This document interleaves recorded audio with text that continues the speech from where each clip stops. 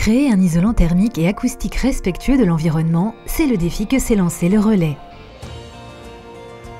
Dans cette usine de Billy-Berclos, les vêtements de seconde main reprennent vie et se transforment en panneaux isolants pour le bâtiment. Baptisé Métis Eco-Baffle, ce produit diminue les nuisances sonores. À la base, Métis, en fait, c'est une manière de recycler les vêtements hors d'usage, non réutilisables en l'état.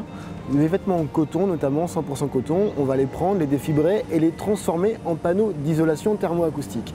Ce qu'on a vite décelé chez cet isolant Métis, c'est son extraordinaire pouvoir acoustique. Donc nous avons décidé de créer l'Eco-Baffle, qui est un produit de correction acoustique. C'est donc un panneau de Métis dans une housse en coton ou en polyester recyclé, de couleurs différentes afin d'être apparent et esthétique, et qui permet tout simplement de gommer les effets d'écho dans une pièce. Ce produit entre dans une démarche d'éco-conception par sa matière première, mais pas seulement.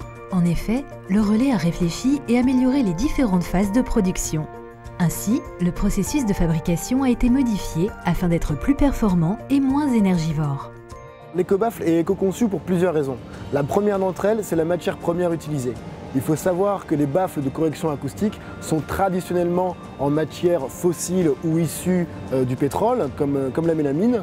Donc nous avons mis au point un baffle de correction acoustique en textile recyclé, en coton recyclé. On a aussi énormément simplifié le process, y compris pour la fabrication du Métis. Donc nous avons pensé toute la chaîne de fabrication dès la production. C'est pourquoi ici chez Métis, on travaille en semaine de 4 jours au lieu de 5. Cela évite tout simplement la mise à chauffe d'une journée supplémentaire, donc des économies de gaz directement tout simplement sur la conception du produit. Nous avons également mis au point une chaîne de production beaucoup plus courte, un circuit beaucoup plus court afin d'éviter les transports inutiles. Depuis 1984, cette entreprise de 2700 salariés développe la collecte et la valorisation textile. L'éco-conception est l'un des leviers apportant innovation et compétitivité.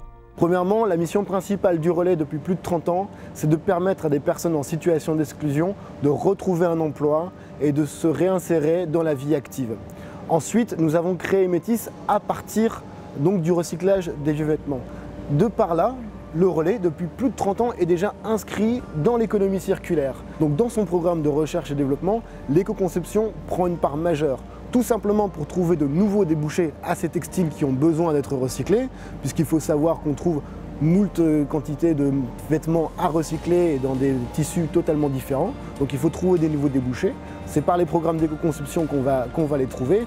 Et aussi, économiquement, l'éco-conception a souvent aussi un intérêt économique. Cet exemple d'économie circulaire permet de fabriquer un produit de qualité tout en répondant à la problématique de la pollution, des ressources et des déchets.